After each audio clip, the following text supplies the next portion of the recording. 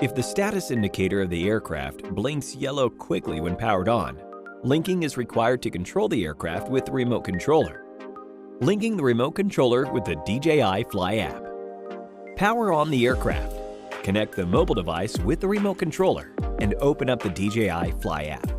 Tap Connect Aircraft at the bottom right. Tap the settings icon on the top right and select Control and Connect to the aircraft. When the remote controller beeps continuously with the battery LEDs blinking in sequence, it means the remote controller is ready to link. Press the aircraft power button and hold for approximately 4 seconds.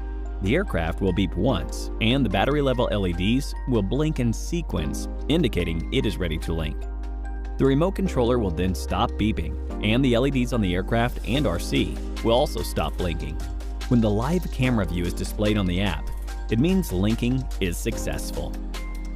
Linking the remote controller with combination buttons. You can also link the remote controller with combination buttons by simultaneously pressing the customizable button at the top left, the photo video button at the top right, and the shutter record button at the top. The remote controller will start to beep after 2 seconds.